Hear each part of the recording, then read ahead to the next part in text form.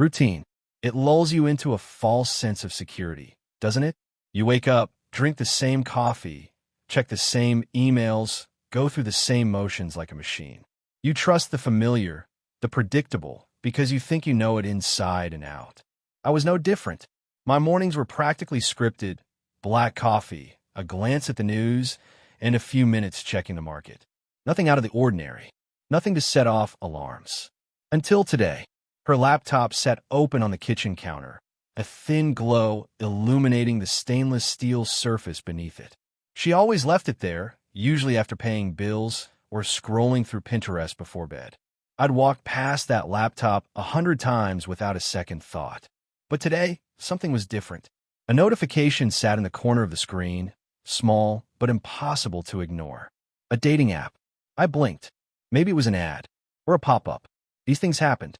But the more I looked, the more I felt something cold settle in my gut. The app wasn't just open, it was logged in. I hesitated, then clicked. The page loaded instantly.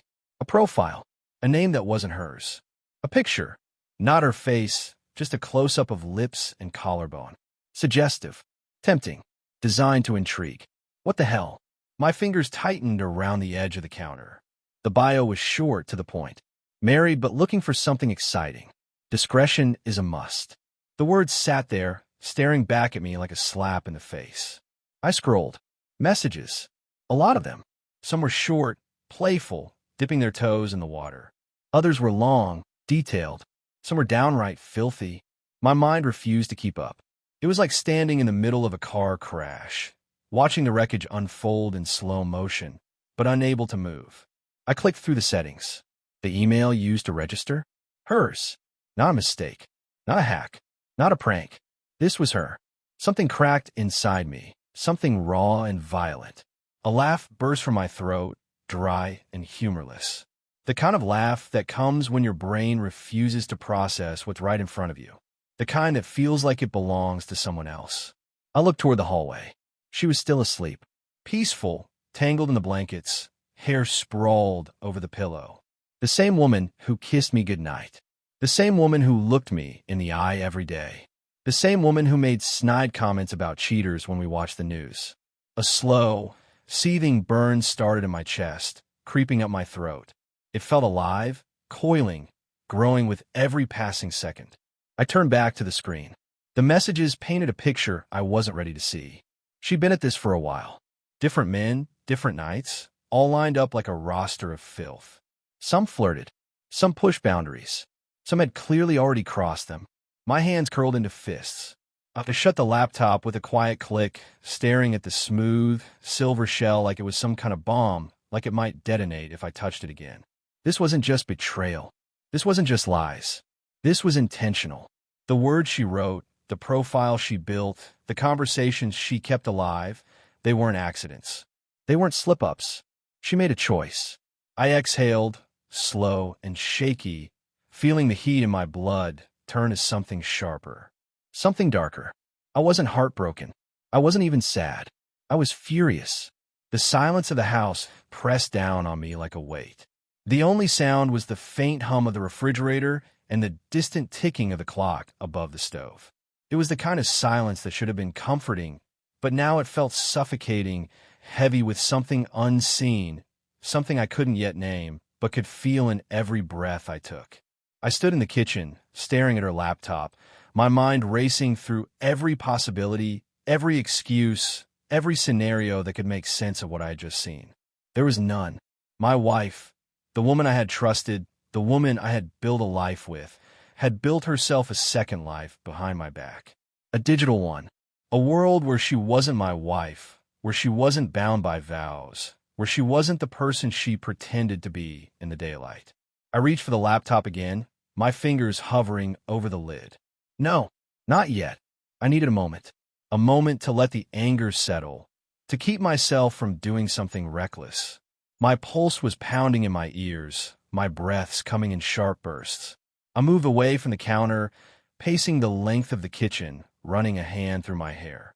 My body felt too small for the rage building inside it. It was a slow, creeping kind of fury, the kind that didn't explode all at once but coiled tighter and tighter until it had nowhere to go but out. I looked toward the bedroom again. She was still asleep, blissfully unaware of the storm brewing just outside the door. I could wake her up right now. I could storm into that room, drag the covers off her, shove the laptop in her face, and watch the color drain from her cheeks as she realized what I knew. But no, that would be too easy. I wasn't about to let her get away with a simple apology, a few crocodile tears, some half-assed excuse about how it wasn't what it looked like. I wasn't going to let her lie her way out of this like so many others had done before her. I turned back to the laptop. My fingers moved on their own, clicking through her messages again, scanning them with a new kind of focus. I wasn't just looking, I was memorizing. Names, conversations, patterns. There were too many men to count.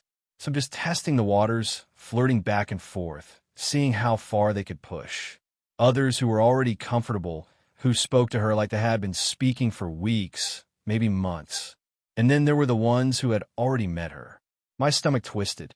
I clicked on one of the longer threads, my eyes scanning the words so fast they barely registered. Last night was amazing. Can't stop thinking about you. Let's meet again soon. My breath came out in a slow, measured exhale. This wasn't just some fantasy. This wasn't just online flirting. She had gone through with it. She had crossed the line completely. A new kind of anger took hold now, not just the burn of betrayal, but something sharper, something colder. I closed the chat, leaning back against the counter, staring at nothing. There was no coming back from this. I wasn't naive. I knew how these things played out. A confrontation, a breakdown, a sob story about how she felt lonely, unfulfilled, lost. Maybe she would blame me, say I didn't give her enough attention, say I worked too much, that I didn't listen, that I didn't appreciate her. I had seen it happen before, to friends, to coworkers, to strangers on the internet. Cheaters were never original. I clenched my jaw. She was going to beg. I could already picture it. The tears, the gaslighting, the desperate attempts to make me believe that it wasn't what it looked like. That it was just harmless fun, that she never planned to go through with anything, that it was just a mistake. I could almost hear her voice in my head. You're overreacting. I was just bored. It didn't mean anything. Bullshit. I shut the laptop again, this time harder than before. This wasn't a mistake. A mistake was forgetting to buy milk. A mistake was leaving the oven on too long. A mistake wasn't creating a whole damn secret life behind my back. A mistake wasn't setting up a second identity to lure men into her bed. I pressed my hands against the counter, taking another slow breath. She was still sleeping, still oblivious. I had time to think, time to plan.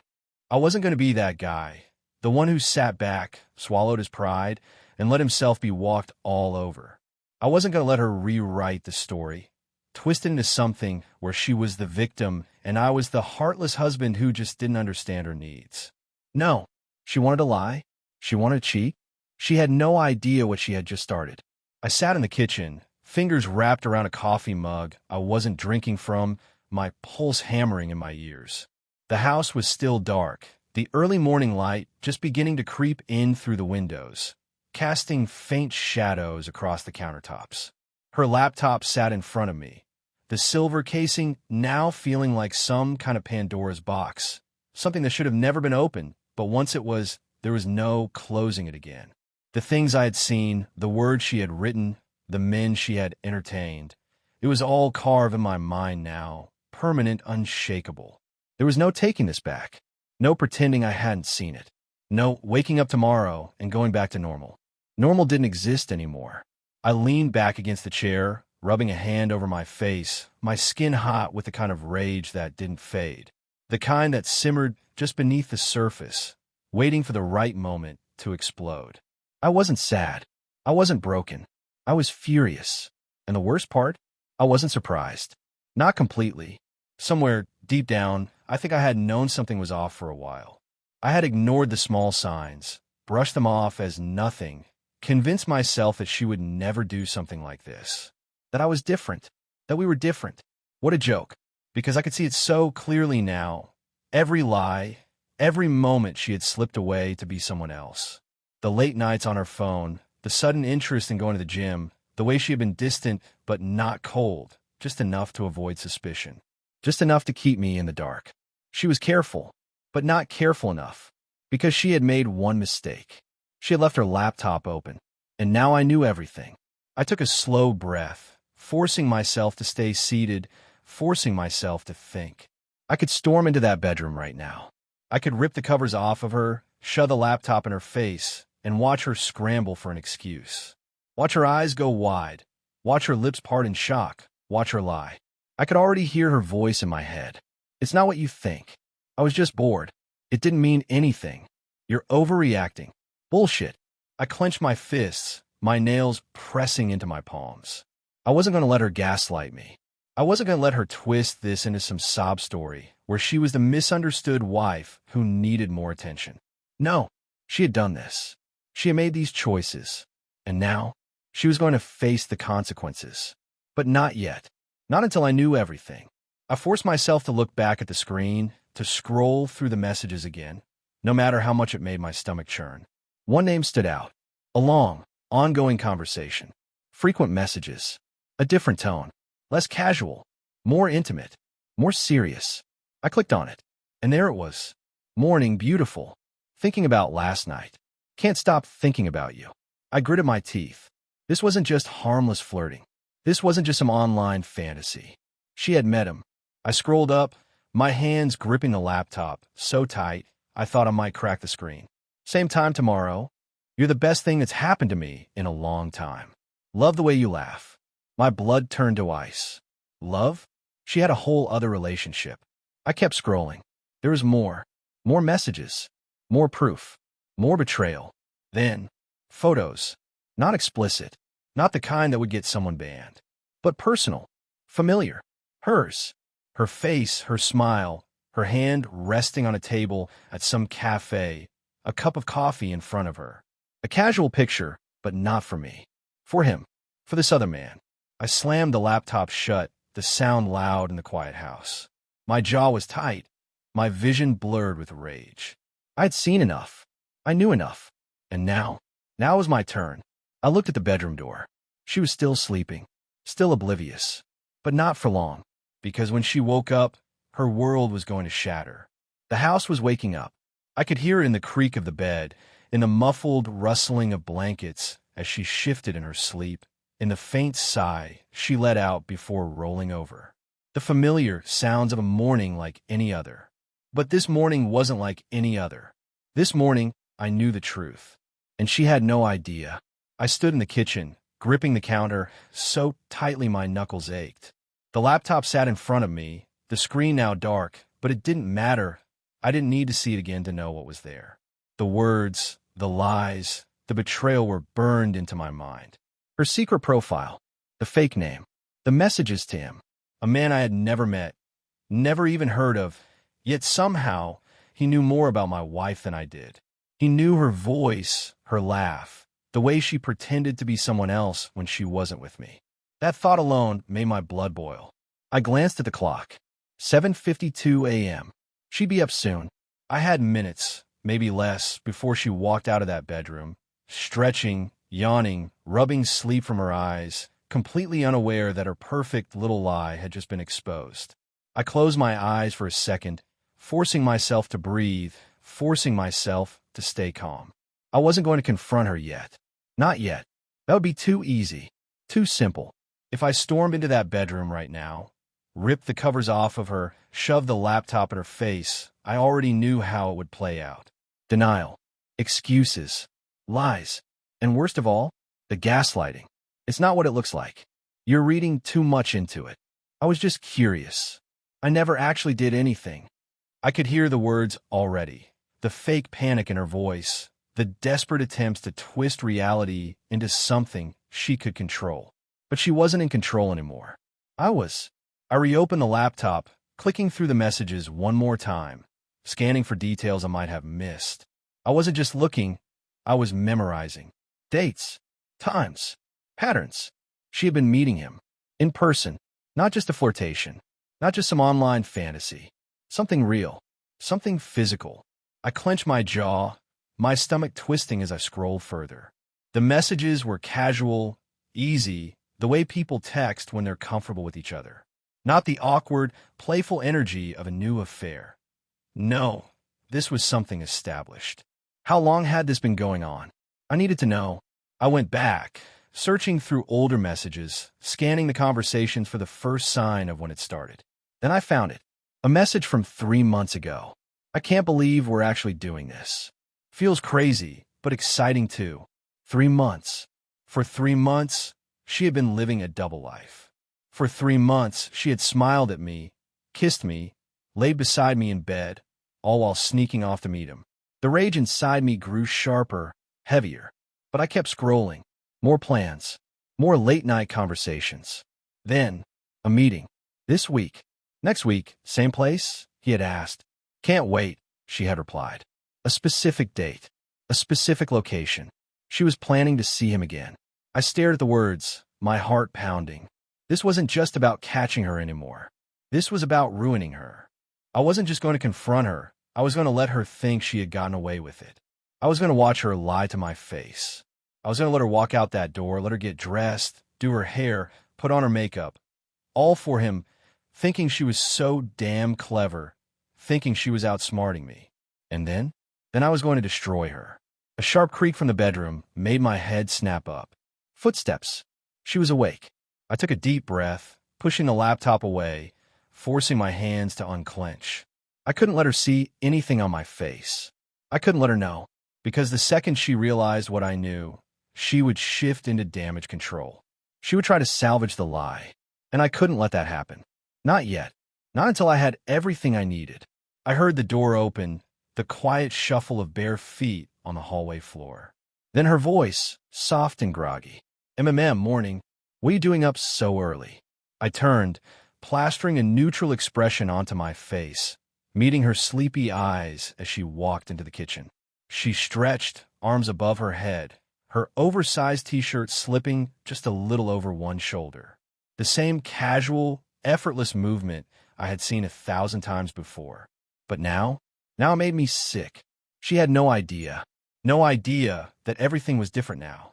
I forced a small smile, pretending, just for a little longer, that I was still the fool she had taken me for. Just couldn't sleep, I said casually, taking a slow sip of coffee. She yawned, walking past me, completely unaware that this morning everything had changed. She had no idea that the clock was ticking on her lies. And when the time came, I wasn't just going to confront her. I was going to end her. She walked into the kitchen like it was just another morning. No hesitation, no guilt, no flicker of worry in her eyes. That was the part that got me the most. The sheer normalcy of it. She stretched, rubbing a hand through her tangled hair, yawning as she made her way toward the coffee maker. It was the same routine I'd seen every morning for years, except this time I wasn't seeing my wife. I was seeing a liar. She poured herself a cup, moving lazily, completely unaware that I had spent the past 3 hours uncovering the mess she had hidden behind fake names and private messages. If I didn't already know the truth, I would have never suspected a thing. I forced myself to lean back in my chair, keeping my expression neutral as I took a slow sip of coffee. Every nerve in my body was screaming at me to say something, to throw her lies in her face, to watch her panic as her world collapsed around her. But not yet. I had waited this long. I could wait a little longer. She took a seat across from me, cupping her mug with both hands, still half asleep. "You're up early," she murmured, voice groggy. I shrugged. "Keep it casual." Couldn't sleep.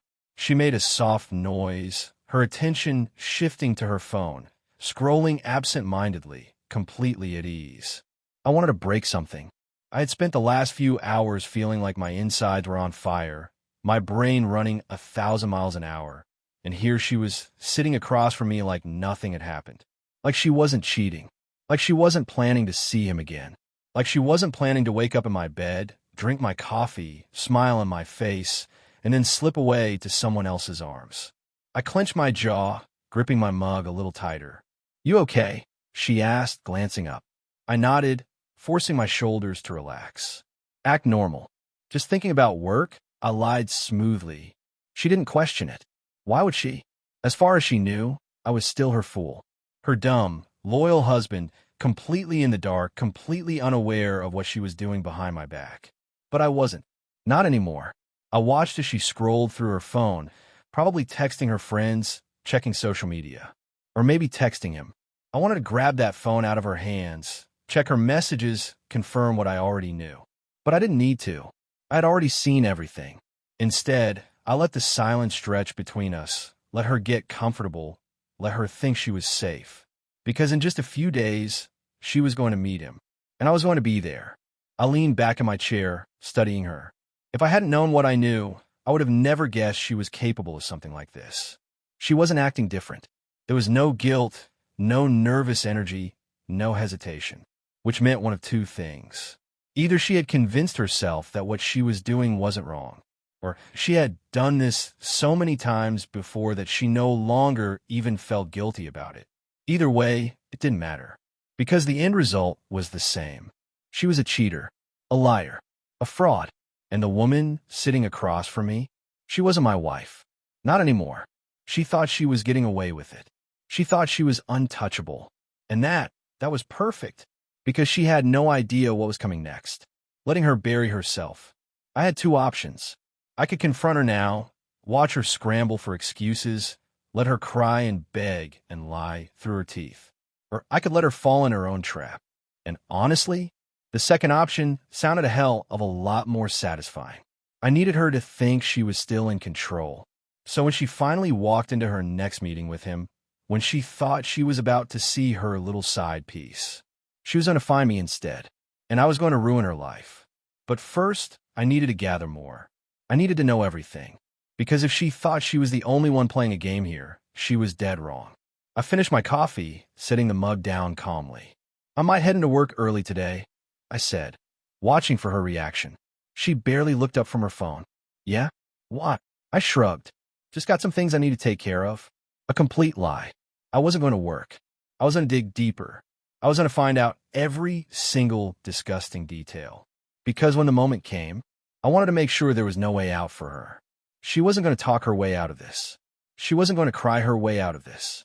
She wasn't going to manipulate me into forgiving her. When this was over, she was going to wish she had never even thought about cheating. But for now, I played along. For now, I was still the fool in her eyes. And she had no idea she had already lost. I left the house with a plan. She thought I was going to work. She even gave me a lazy kiss on the cheek before I walked out the door, mumbling something about her plans for the day. I barely heard her, because the second I stepped outside, I was no longer her husband. I was a man hunting for the truth. I got in my car, gripping the steering wheel tighter than I needed to, and stared at the road ahead. I could drive to work. I could pretend everything was normal. Or I could end this today. I pulled out my phone and scrolled back through the screenshots I had taken of her messages. The ones that proved everything. Her words. His responses. The plans they had made. My stomach clenched as I stared at the messages, my pulse pounding in my ears. I could almost hear her voice in my head, soft and sweet, laughing in our kitchen, talking to me like she wasn't sneaking around behind my back. I swallowed down the anger and focused. I needed to know more. I needed to make sure that when I confronted her, when I finally looked her in the eye and told her I knew everything, there would be no room for excuses. No way out. So instead of heading to work, I drove to a quiet parking lot, pulled out my laptop, and got to work. Uncovering her secrets. The first thing I did was check the dating app again. She hadn't logged out. Her biggest mistake. I refreshed the messages, my hands steady despite the fire burning inside me. More texts. More flirting. More planning. Counting down the days until I see you again. That was her. Me too. I miss you already. That was him. I exhaled through my nose, jaw tightening. The way they talked, so casual, so comfortable, it made me sick. I scrolled back up, scanning for every single detail she had given about her next meeting with him. A date. Friday. A time. Noon. A place. A hotel. I clenched my fists. A hotel. Not a restaurant. Not a bar. A place where they wouldn't just be meeting. A place where they would be doing everything they had been talking about for months. My stomach twisted, my skin burning hot with rage. I had seen enough, but I wasn't done yet. I logged into our shared phone account and pulled up the call logs. She thought she was slick, deleting her messages, keeping her texts and calls private. But she had forgotten one thing. I had access to everything. I scrolled through the records, scanning for numbers I didn't recognize. And there he was, a number that showed up again and again at all hours of the day. Sometimes early in the morning, sometimes late at night, even when she was sitting right next to me, even when she had kissed me goodnight. My hands trembled as I gripped the phone, my knuckles white. I was beyond anger now. This wasn't just about betrayal. This was humiliation. She had sat across from me at the dinner table and texted another man underneath it. She had left our bed in the middle of the night just to whisper into the phone with him. I scrolled further. More calls, more patterns. She had made him a part of her life, a part of my life, without me even knowing. I shut the laptop, my breathing slow and measured. I had enough proof. More than enough. I wasn't just going to confront her. I was going to destroy her, laying the trap. By the time I drove home, the rage inside me had hardened into something cold, something dangerous. She was sitting on the couch when I walked in, curled up with a blanket, scrolling through her phone, probably talking to him. I forced a smile, dropping my keys on the counter like nothing was wrong. She barely glanced up. "Hey, you're home early." I shrugged. Slow day at work. I kept my tone easy, my body relaxed, giving her no reason to suspect anything. Because the second she knew I was onto her, she would start covering her tracks. She would start coming up with excuses, twisting the truth, try to control the situation. I couldn't let that happen. So instead, I played dumb. I sat down beside her, acting like the same husband she had spent months deceiving. I let her lean into me, let her rest her head on my shoulder like nothing had changed. And all the while, I was watching her phone screen out of the corner of my eye. She was still texting him, right in front of me. She had no idea that I had read every word. No idea that I knew exactly where she was going on Friday. And when she walked into that hotel room, expecting to see him, she was going to see me instead. I let my fingers brush over her hair, playing the part of the loving husband one last time. Because in just a few days, I wouldn't be her husband anymore. She had already lost me. She just didn't know it yet. Friday came faster than I expected. The days leading up to it had been the hardest. Pretending, smiling, acting like nothing had changed, like I wasn't counting down the hours until my wife walked straight into the trap she had set for herself. Every morning, I woke up beside her, feeling nothing but disgust. Every night, I listened to her excuses for why she had to step outside for a call, why she was staying late at the gym, why she suddenly had errands to run. Lies. All of them. She had no idea that I had seen it all, that I had spent hours combing through her messages, tracking her movements, watching as she built her own downfall with every text she sent. She thought she was in control, but she wasn't, because I was the one pulling the strings now. The setup. I had everything planned down to the last detail. She thought she was going to meet him at noon. A cozy little afternoon rendezvous at a hotel across town. The reservation was under his name, but the payment? That was hers. She had booked the room. She had set the time. She had created the perfect crime scene. And all I had to do was wait. I had spent the morning watching her from across the breakfast table, memorizing her every movement, committing every lie to memory. "I've got some things to take care of today," she had said, sipping her coffee. "Busy day?" I had asked, keeping my voice light. She had nodded, completely unaware that I was watching her every move. "Yeah, just some errands. Maybe a little shopping. You know, the usual. The usual." I almost laughed. She was so confident, so sure she had me wrapped around her finger, so certain that she had built the perfect alibi. I let her leave without saying a word. I let her think she was walking out the door as my devoted wife, when in reality, she was never coming back as that woman again. Because after today, she would be nothing to me. The sting. I followed her. Not immediately. Not obviously. I gave her a head start. Let her think she was invisible. But she wasn't. I stayed just far enough behind, blending into traffic, keeping my distance as she made her way across town, completely oblivious to the fact that her own husband was following her every turn. By the time she reached the hotel, my pulse was steady. No hesitation. No doubt. I watched as she parked, checked her phone one last time, then walked inside like she had done it 1,000 times before. She was comfortable. Too comfortable. She had done this before. That thought settled deep in my chest, a slow-burning rage that only made my next move that much easier. I waited, gave her time, let her get upstairs, let her think she was safe. Then, I stepped out of my car and walked through the front doors. The confrontation, the elevator ride felt like an eternity. But when the doors finally slid open, I stepped into the hallway with purpose. Room 312. I knew where she was. I had checked the messages one last time before coming up. I'm here. Room 312. Doors open. Hurry up. She had texted him not even 5 minutes ago. She was waiting for him, but he wasn't coming. I was. I walked down the hall, my footsteps slow, measured. Every step felt heavier, every breath more controlled. This was it. This was the moment everything changed. I reached the door. It was slightly ajar, just like she had promised him. A rush of adrenaline surged through me as I pushed it open without knocking. The sight that greeted me was exactly what I had expected, but still made my blood run cold. She was sitting on the edge of the bed, phone in hand, wearing nothing but lingerie. The same woman who had kissed me this morning. The same woman who had told me she was just running errands. She looked up, and the second her eyes met mine, everything changed. The blood drained from her face so fast I thought she might pass out. Her mouth opened, but no words came out. Just a breath. A sharp, panicked inhale as she stared at me like I was a ghost. I stepped inside, shutting the door behind me. Slow, calm, controlled. She scrambled off the bed, wrapping her arms around herself like that would somehow erase what she had done. "Wah, what are you doing here?" she stammered. I didn't answer, because what was there to say? I knew. She knew I knew. She opened her mouth again, but before she could even try to come up with an excuse, I pulled out my phone and held up the screen. The messages, every single one of them. Her face crumpled. Tears welled up in her eyes. Fake. Forced. She took a step toward me, her lips parting, her hands reaching out like she could somehow fix this.